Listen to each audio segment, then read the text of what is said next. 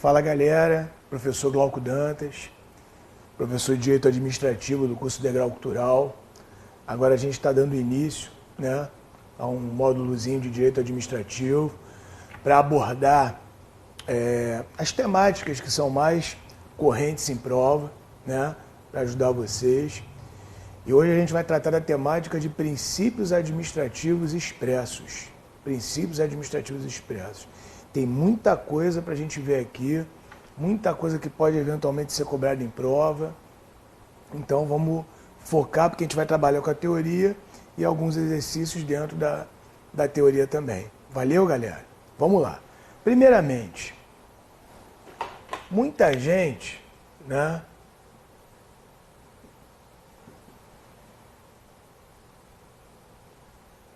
já começa errando logo aqui.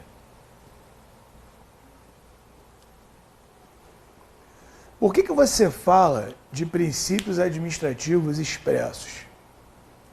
Os princípios administrativos, eles são expressos não porque eles estejam previstos expressamente na lei, não.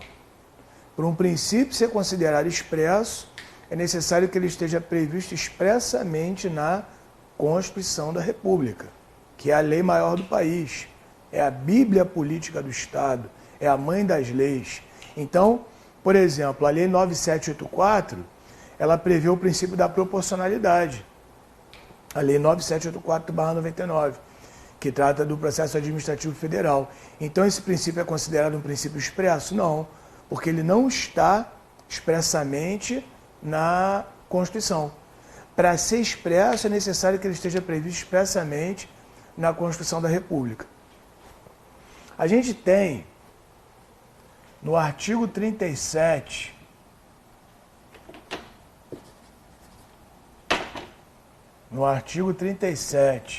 caput da Constituição, quais são os princípios administrativos expressos.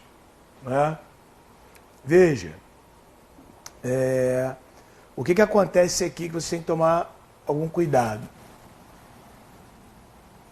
O artigo 37, ele prevê o seguinte: a administração direta e indireta de qualquer dos poderes, a administração direta e indireta de qualquer dos poderes deverá respeitar os princípios da legalidade, impessoalidade, moralidade, publicidade e eficiência. Esse é o macete mais batido em prova, que a gente já ouviu falar. É a expressão limpe. Você vai pensar da seguinte maneira: na administração pública tem sujeira? A gente sabe que tem, infelizmente tem. Então, através dos princípios administrativos, você vai limpar a sujeira. Limpe. Legalidade.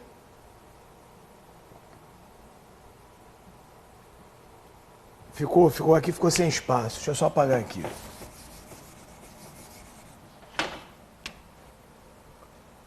Limpe. Legalidade. Impessoalidade, moralidade, publicidade e eficiência. Gente, esses macetes, eles são muito legais, é muito bacana você estudar através deles, só que vocês têm que tomar cuidado com o seguinte: você decora o macete para você lembrar, mas daqui a pouco eu vou começar a explicar cada princípio, um de cada vez. E aí o que vai rolar?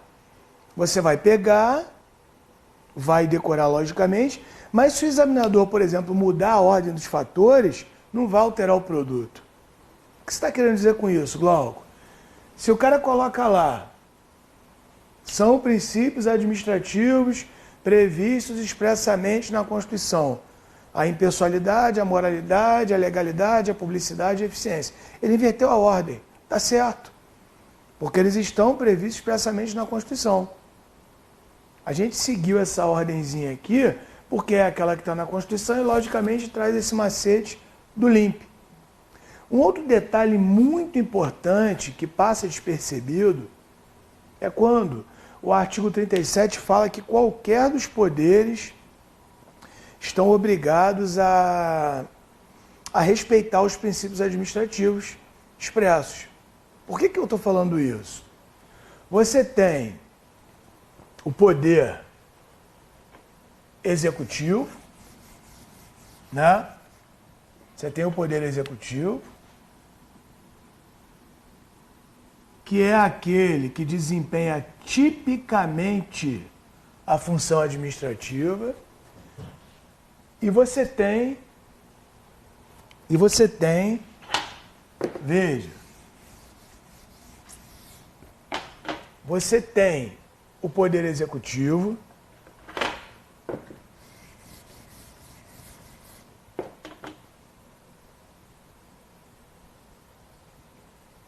que exerce tipicamente as funções administrativas, e você tem o poder judiciário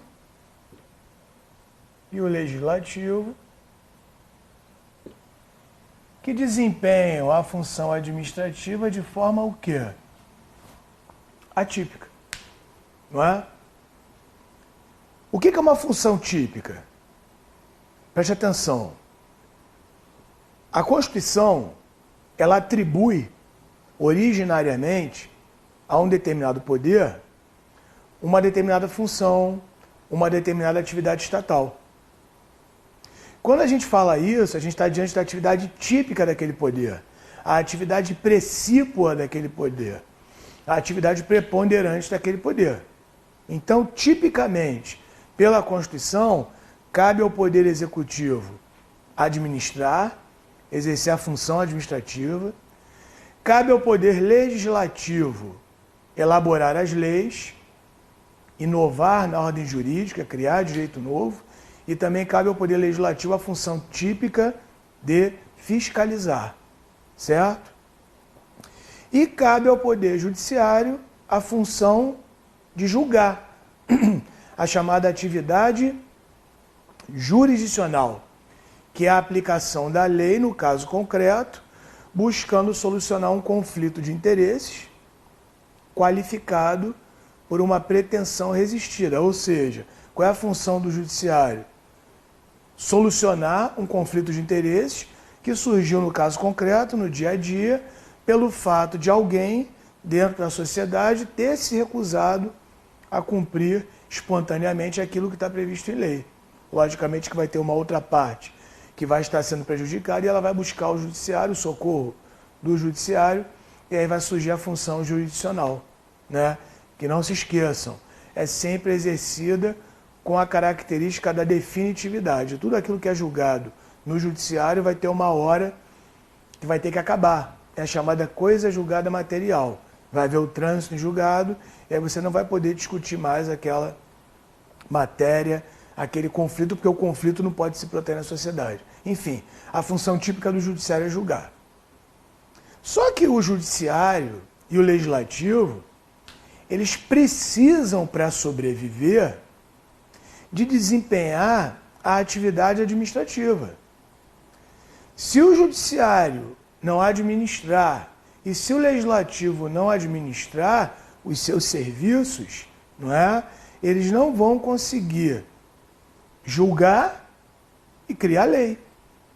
Como é que o legislativo vai elaborar lei e até mesmo fiscalizar se não houver um aparato administrativo por trás deles? Como é que o judiciário vai julgar se ele não tiver uma organização administrativa de seus serviços? Por exemplo, vamos imaginar que abra um concurso para técnico judiciário do TJ. Técnico judiciário do TJ. A pessoa que vai ingressar no Tribunal de Justiça como técnico judiciário, não é? Ele vai julgar alguém? Não. Ele vai desempenhar uma função de natureza administrativa. que vai dar suporte para o juiz, o desembargador, conseguir desempenhar a função o quê? Jurisdicional. Então, por exemplo, o técnico judiciário vai botar os processos em pauta, vai apregoar as partes, vai organizar o cartório, isso é uma função administrativa. Quando o judiciário estiver exercendo uma função administrativa, ele vai ter que respeitar o quê? Os princípios da legalidade, da impessoalidade, da moralidade e da publicidade. Vamos imaginar que o Poder Legislativo, por exemplo, a ALERJ, a Assembleia Legislativa do Estado, que é um órgão do Legislativo Estadual, que ela precise adquirir computadores. Ela vai ter que fazer uma licitação.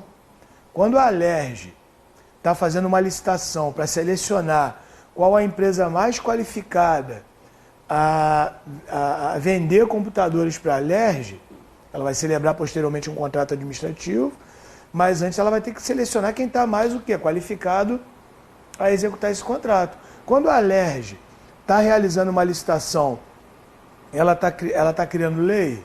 Não. Ela está fiscalizando? Não. Ela está desempenhando uma função de natureza administrativa, de cunho administrativo.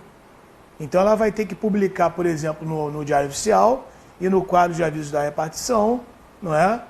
Qual foi a modalidade de licitação que ela usou para a aquisição dos computadores, qual foi a empresa que vendeu os computadores para a ALERJ, qual foi o valor pago pelos computadores. Isso vai ser publicado, o princípio da publicidade, que é um princípio administrativo que vai ser obrigatoriamente observado pela ALERJ, porque nessa situação ela não está criando lei nem está julgando, não está criando lei nem está fiscalizando. Ela está desempenhando uma função o quê? Administrativa. Inclusive, toda função atípica, ela só pode existir se houver autorização constitucional. Porque o que é uma função atípica? É uma função exercida por um poder, mas que cabe originariamente a outro poder exercê-la. Toda função atípica ela só pode ser exercida se houver previsão constitucional. E muita gente me pergunta, mas Glauco, onde é que está a previsão constitucional que autoriza o Poder Legislativo e o Poder Judiciário a desempenharem a função administrativa? Justamente no artigo 37, quando ele prevê que todos os poderes, e não só o Poder Executivo, né? Todos os poderes são obrigados a respeitar os princípios administrativos. Então, cuidado com esse termo. A administração direta e indireta de qualquer dos poderes deverá respeitar o LIMP. LIMP, legalidade, impessoalidade, moralidade, publicidade e eficiência. Estão entendendo? Não se esqueçam disso. Esse é o primeiro detalhe importante aqui, certo? Então, recapitulando, para ser um princípio expresso, não basta que ele esteja previsto expressamente na lei. É necessário que ele esteja previsto expressamente na Constituição.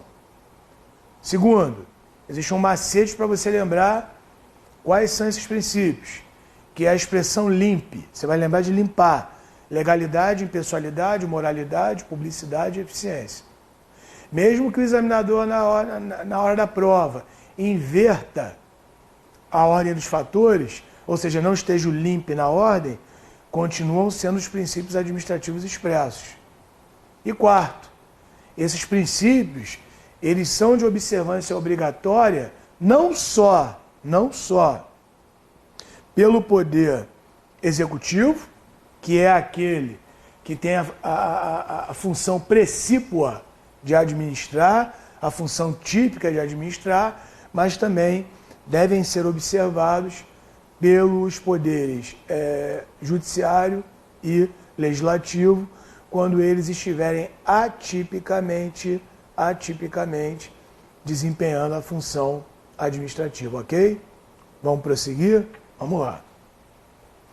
Então, o primeiro princípio que a gente vai estudar agora é o princípio da legalidade administrativa.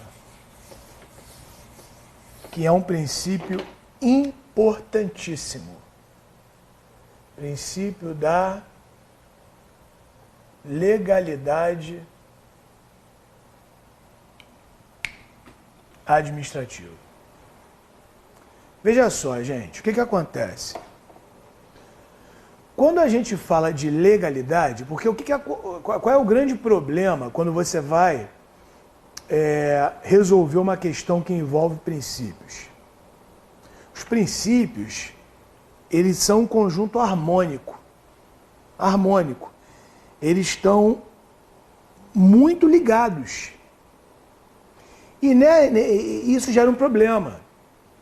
Porque muitas das vezes você vai ter um mesmo fato que, a princípio, numa análise superficial, vai se enquadrar em mais de um princípio. Pode acontecer demais. Inclusive, a gente vai ver exemplos aqui. Só que, normalmente, um determinado princípio, ele vai estar associado imediatamente, um determinado fato, perdão, vai estar associado imediatamente a um princípio, que é o que você vai ter que marcar na hora da prova. E para você fazer isso na hora da prova, o que é interessante que você realize? Palavra-chave. Palavra-chave. Então, toda vez que eu estiver explicando um princípio administrativo para vocês, não é? E hoje eu estou explicando os princípios expressos, a gente vai ver que cada princípio tem uma ou mais palavras que, quando surgirem na prova, vai fazer com que acenda uma luz na tua cabeça. Você fala, opa, essa palavra-chave aqui, o Glauco relacionou ela a algum princípio. E aí você vai marcar. Não é? Veja, quando você abre o artigo 1º da Constituição, ele prevê que a República Federativa do Brasil é formada pela união indissolúvel dos estados, municípios e Distrito Federal e se consolida como um Estado democrático de direito. Aqui você já tem uma palavra mágica, que, se cair na prova, você vai automaticamente associar o princípio da legalidade. Por quê? Quando a Constituição prevê que o Brasil é um Estado de direito, ela está querendo dizer, em outras palavras, que a base maior do nosso país é a lei. Ou seja, ninguém é obrigado a fazer ou deixar de fazer algo, senão em virtude de lei. O teu direito termina onde tem início o meu. Isso é uma frase que a gente ouve aí no dia a dia, não é? E eu só sei onde termina o direito de uma pessoa e onde começa o direito de outra pessoa se eu tenho conhecimento do corpo da lei. Logicamente que é muito difícil que cada pessoa dentro do nosso país saiba o que todas as leis estabelecem em todas as situações. Mas, basicamente, a gente já sabe que o Brasil é um Estado de Direito. E o Estado de Direito, ele é importante porque ele não cria limites somente entre eu e o João, entre eu e o Carlos, entre eu e o Marquinhos. Não. Ele é interessante porque, acima de tudo, ele cria limites para o próprio Estado, que passa a ter de respeitar também o quê? A lei. Ora, se o nosso país, se o nosso Estado é um Estado de direito, e a lei maior do nosso país é a Constituição, então em todos os cantos da Constituição você vai encontrar o princípio da legalidade. Antes disso, vamos olhar uma questão envolvendo essa situação da palavra-chave. Olha só essa questão aqui. Tício e Mévio. O examinador costuma usar, né, gente? Essas nomenclaturas, esses nomes, Tício, Mévio, Caio, são protagonistas normalmente de questões. É engraçado isso. Esses nomes se repetem. Tício e Mévio discutiam temas pertinentes à administração pública, mais especificamente acerca de princípios administrativos. Ou seja, essa primeira parte da questão não precisaria estar na questão. Não precisaria. Num dado momento, Tício indaga a Mévio qual princípio administrativo que estaria diretamente ligado à expressão Estado de Direito. Olha a palavra-chave aí. Tendo sido correta a resposta de Mévio, você não vai nem pestanejar. Princípio da legalidade. Ou seja, o examinador ele poderia ter te perguntado diretamente qual o princípio administrativo que está ligado à ideia de Estado de Direito, mas não. Ele dá uma floreada, ele tenta te enrolar, mas você vê que a palavra mágica vai estar ali no meio, não é? E é justamente o quê? O Estado de Direito. Vocês estão entendendo? Então quer dizer, falou de Estado de Direito, automaticamente você vai associar o quê? Ao princípio da legalidade. Então, por exemplo, lá no artigo 5º, existe a previsão de que não há crime sem lei anterior que o defina, nem pena sem prévia cominação legal. Princípio da legalidade penal. Aí você vai no capítulo que trata da ordem tributária e você vai encontrar o princípio da legalidade tributária. Aí você vai lá no direito civil, no direito privado, no direito empresarial, e você vai encontrar o princípio da legalidade privada. Certo? E você vai no direito administrativo, né, aqui no artigo 37, e você vai encontrar o quê? O princípio da legalidade administrativa. Basicamente, é aqui que o examinador vai tentar ferrar a vida de vocês. Por quê, Glauco? O que acontece? Preste atenção. Tanto na legalidade privada como na legalidade administrativa, não poderia ser diferente, nós temos o quê? Nós temos uma ligação com o Estado de Direito. Só que são legalidades que partem, né, de pontos de vista completamente distintos. O que você está querendo dizer com isso, Glauco? O negócio é o seguinte. Gente, gravem um macete que eu vou dar para vocês. Direito não se estuda decorando. Direito você aprende raciocinando. O que acontece?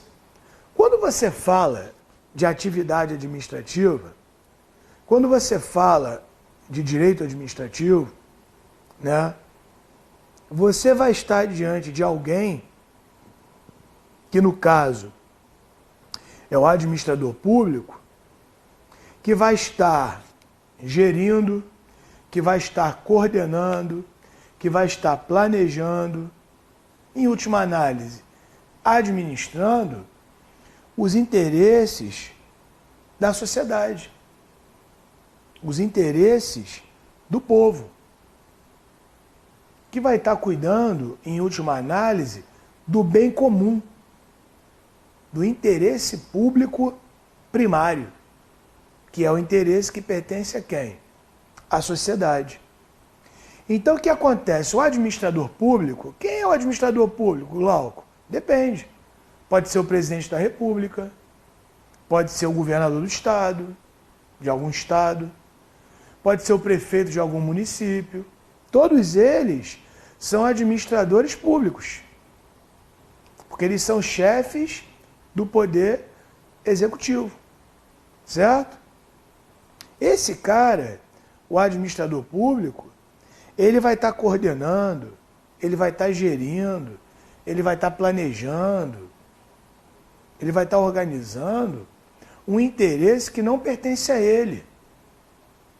Ele vai estar administrando, cuidando, gerindo um interesse público que pertence a quem? À sociedade.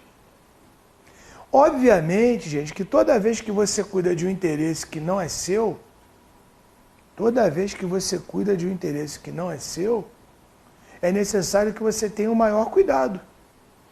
Por exemplo, se uma pessoa tem um veículo e ela me empresta aquele veículo para que eu, por exemplo, seja um motorista de aplicativo. Aí eu estou lá dirigindo lá o veículo da pessoa que me emprestou, porque eu sou um motorista de aplicativo. Eu estou cuidando de um carro que não é meu. Então, obviamente, que eu vou ter que ter o maior cuidado quando eu estiver dirigindo aquele veículo. Se o veículo tiver algum problema no motor, eu vou ter que comunicar aquilo ao proprietário, etc. É a mesma coisa que se dá no desempenho da função administrativa.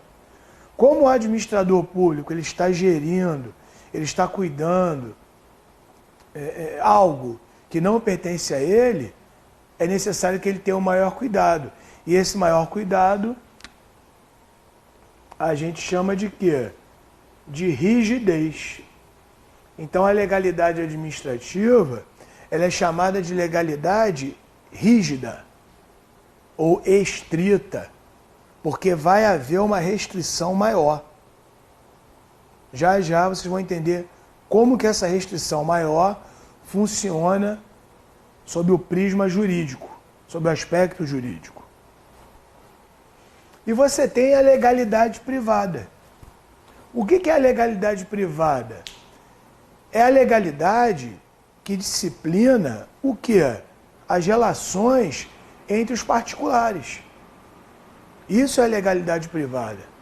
Então, por exemplo, se eu faço uma doação a alguém, a um particular, o ramo do direito que vai disciplinar isso vai ser o direito privado. Ou seja, vai ser o princípio da legalidade privada. Se eu celebro um contrato de aluguel, de locação, não é? Com outro particular, uma locação residencial, não é isso? O locador sou eu, o locatário é o outro particular. Isso vai ser disciplinado pela legalidade privada. Na legalidade privada, como eu e os outros particulares que estiverem inseridos naquela relação jurídica, naquela relação disciplinada pela lei, como nós vamos estar cuidando de uma coisa que é nossa, não é? Então vai haver uma liberdade maior. Por isso a gente diz que a legalidade privada é uma legalidade o quê? Ampla.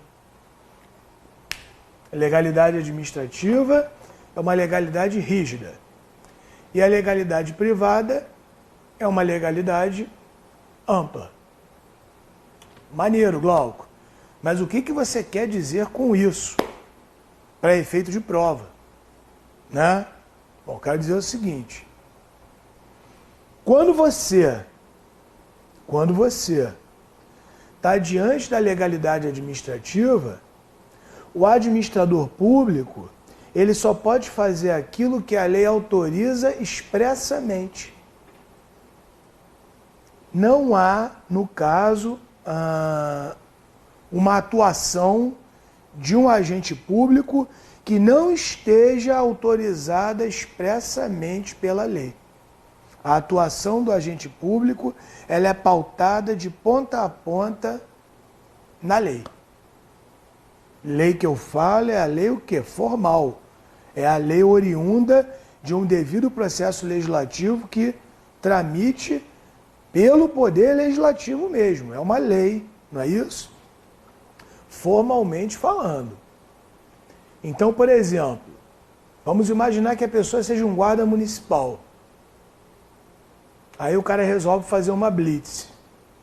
A lei autoriza ele a fazer isso? Não. Então ele não pode fazer a blitz. Vamos imaginar que um fiscal de rendas de rendas, um fiscal que atua com a parte tributária, que ele ingresse no restaurante para supervisionar a parte tributária daquele restaurante, os livros fiscais, que constituem uma obrigação tributária acessória, e outras questões pertinentes a essa parte fiscal. Aí ele resolve almoçar no restaurante. Ele é fiscal de rendas. Aí ele olha para a parede e se depara com uma barata na parede. Ele tinha acabado de almoçar. Aí ele resolve ir na cozinha. E aí na cozinha ele encontra um quadro sanitário precário. Nessa situação, esse fiscal autua o estabelecimento, lavra um auto de infração e até interdita o estabelecimento. Válida ou inválida essa autuação? Inválida. Por quê? Porque ele não é fiscal da vigilância sanitária, ele é fiscal de rendas. Então, toda a atuação da administração pública, ela está pautada na lei de ponta a ponta. Aí você vai falar, não, Glauco, não. Você está enganado.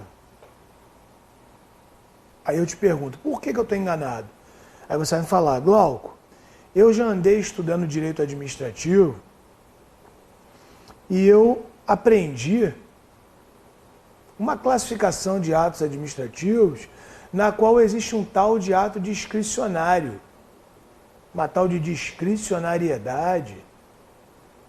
E eu percebi que a característica marcante desse ato discricionário é a liberdade de escolha, é a análise de conveniência que a administração pública tem no sentido de avaliar qual alternativa que mais vai atender ao interesse público, à sociedade. Então, por exemplo, você vai desapropriar um imóvel, mas vai desapropriar um imóvel para construir o quê?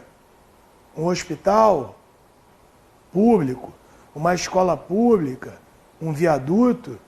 Então você está falando que a atuação da administração pública é somente aquela que a lei prevê. Eu estou achando paradoxal, contraditório com a ideia de ato discricionário. Aparentemente paradoxal, não tem nenhum paradoxo não. Por que não tem nenhum paradoxo? Não tem nenhuma contradição. Por uma razão muito simples, gente. Aquele que vai exercer a liberdade de escolha, que vai ter essa capacidade de analisar no caso concreto a conveniência ou oportunidade da prática do ato, ele tem que estar autorizado pela lei a praticar o ato. Então, na verdade, nada relativamente ao que eu estou explicando está errado. Por quê? Porque pela legalidade administrativa, o agente público, para poder atuar, ele tem que estar autorizado pela lei. Até mesmo para se, no caso concreto, ele estiver diante de um ato discricionário e ele tenha que efetivar o quê? Uma escolha diante de alternativas que sejam apresentadas a ele. Por exemplo, você tem uma blitz da PM. O policial militar não vai parar todos os carros. Ele vai escolher, não é? Ele vai ter a liberdade de avaliar qual o carro que ele vai parar ou não para fiscalizar, dentro da experiência dele. Isso está ferindo a legalidade administrativa? Não. Por quê? Porque a lei atribui a competência ao policial militar de exercer essa atribuição. Então o ato discricionário não é incompatível com a legalidade administrativa, não. Agora, a legalidade administrativa, que é rígida, por tudo isso que eu falei até agora, ela não se confunde com a legalidade privada. Na legalidade privada, o particular, para que ele possa agir no mundo jurídico, não há necessidade que a lei faça uma previsão expressa autorizando ele a atuar. Basta que a lei não o proíba. Então, se não houver previsão na lei proibindo o particular de atuar, mas a lei também não fizer menção expressa acerca da sua atuação, ele vai poder atuar. Não entendi, Glauco. Por exemplo, você vai a um barzinho. Você vai a um barzinho. Aí o barzinho tem lá fixado o seguinte: não aceitamos cartão de crédito, por exemplo. Ele pode fazer isso?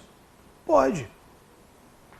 A lei prevê expressamente que o dono do barzinho pode recusar o cartão de crédito? Não prevê. Mas a lei proíbe? Também não proíbe. Então ele vai poder agir? Vai. Porque o particular, diferentemente do administrador público, ele está cuidando de uma coisa que é dele. Ele está administrando o interesse dele. Então vai haver uma liberdade o quê? Maior. Então ele vai poder fazer tudo que a lei não o proíbe. Então nesse caso ele vai poder recusar o cartão de crédito. O que ele não pode recusar é a moeda corrente, que no caso é o real. Não é? Mas o cartão de crédito ele pode recusar. Mesmo não havendo previsão legal expressa na lei, dizendo que ele pode o quê? Recusar. Que engraçado, louco. Então a legalidade privada é meio zoneada, é isso? Não, não é zoneada não. Não é zoneada não. Porque no momento que a lei proibir o particular de agir, aí ele vai ter sua atuação cerceada, ele não vai poder agir. Tem um caso que acontece muito no dia a dia e que as pessoas nem sabem, eu digo nas relações privadas, e que as pessoas nem sabem que aquilo ali é proibido. Nem sabem. Vamos imaginar que você chegue num posto de conveniência, numa loja de conveniência, perdão, que fique num posto de gasolina. Aí você chega na porta, na loja de conveniência e quer comprar um drops, uma bala. Só que o posto de conveniência ele diz o seguinte: só aceitamos cartão nas compras acima de R$30. Aí a coisa já mudou de figura. Por quê? Porque aí já existe previsão legal expressa na lei, que no caso é o Código de Defesa do Consumidor, é a Lei 8.078/90, que no seu artigo 39, inciso 1º, diz que isso é prática abusiva. O que o Código de Defesa do Consumidor prevê? O Código de Defesa do Consumidor ele prevê o seguinte: que o fornecedor do produto ou do serviço, que ele não pode estabelecer limites quantitativos à compra, salvo quando houver o quê? Justa causa. Então, por exemplo, o aniversário lá daquele mercado, do Guanabara, aí o cara bota lá, só pode levar 5 leites por pessoa. Ele está agindo de maneira o quê? Ilegal. Você está numa relação privada, só que nesse caso a atuação dele é proibida pela lei. Por quê? Porque não há justa causa para ele estabelecer o limite quantitativo. Agora vamos imaginar aquela situação que infelizmente ocorreu há um tempo atrás em Petrópolis, na região serrana, que houve aquela enchente e a cidade praticamente foi destruída. Faltou água. Então aí o mercado vai e coloca, cada pessoa só pode levar 2 galões de água. Aí tá maneiro. Porque aí existe justa causa para você estabelecer um limite quantitativo ao quê? Um limite quantitativo à compra. Então o particular, ele pode fazer tudo que a lei não proíba, mesmo que a lei não autorize expressamente ele a fazer alguma coisa. Já o agente público, o administrador público, ele só pode agir quando a lei expressamente o autorizar. Essa é a diferença básica na concepção da legalidade, o quê? Administrativa tradicional. É muito comum em prova o examinador usar, nesse contexto aqui, né, algumas expressões em latim. Eu acho uma grande covardia você usar latim em prova, mas cai, então eu sou obrigado ao quê? A passar. Quais são os termos que ele usa?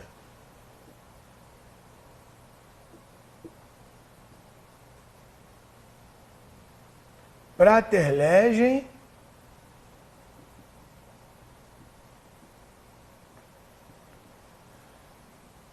secundum legem,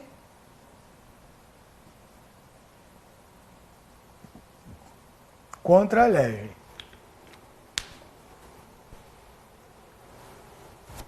O que acontece? O princípio da legalidade administrativa, ele não permite que a administração atue prater legem, ou seja, fora da lei, e não permite que a administração atue contra a legem. É mais fácil você lembrar que é contra o quê? Contra a lei. O administrador público ele só pode atuar secundum legem, ou seja, segundo a lei. Abre o olho com esses termos. Prater legem, fora da lei. O administrador público pode atuar fora da lei? Não. Contra a legem, contra a lei. O administrador público pode atuar contra a lei? Não.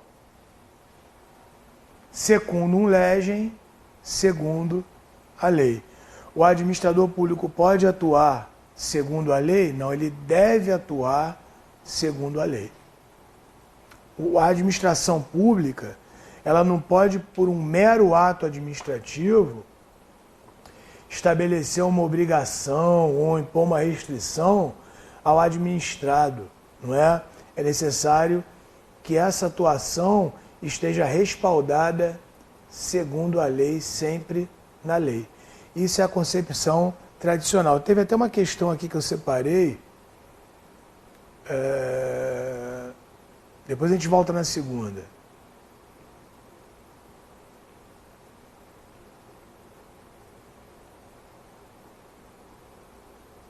Olha só, na sétima questão, depois a gente resolve ela toda.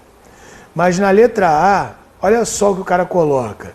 A atuação prater legem da administração está de acordo com o princípio da legalidade.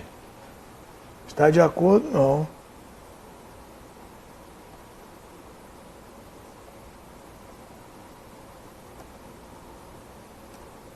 Está em desacordo. Porque prater legem é o quê? Fora da lei. Então essa letra A você já ia o quê? Eliminar. Depois a gente resolve essa questão toda. Mas a letra A, a gente já sabe que está o quê? Errado. Estou demonstrando para vocês uma maneira que o cara tem de colocar essa questão. Entendeu? Quer dizer, então abre o olho com isso. Tá beleza? Isso aqui é a análise do princípio da legalidade numa concepção tradicional. Só que hoje eu não posso fechar os olhos de jeito nenhum, porque isso tem caído em prova também, para a concepção moderna, para a concepção contemporânea, para a concepção atual da legalidade administrativa. O que você quer dizer com isso, Glauco? O primeiro cuidado que vocês devem ter é o seguinte: a gente, quando vai fazer prova de direito, a gente não está diante de uma ciência exata. Não, não. A gente não está diante de uma ciência exata. Se a gente não está diante de uma ciência exata, né, a interpretação do direito ela flutua. Ela flutua. Tudo isso que eu vou explicar aqui para vocês agora, que é a concepção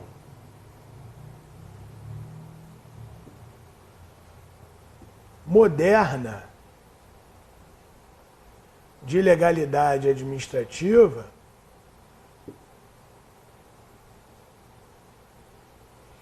você só vai marcar se o examinador te der a deixa. Mas como que ele daria a deixa, Glauco? Numa concepção atual, numa concepção contemporânea, ou então o cara bota isso aqui, ó. Odiernamente,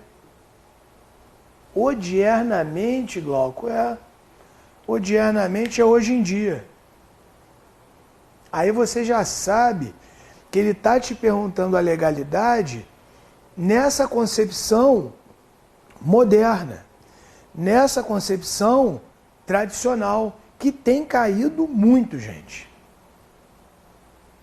Ora, o que ele quer dizer nessa concepção tradicional, nessa concepção moderna, nessa concepção contemporânea? Atualmente, né, o administrador público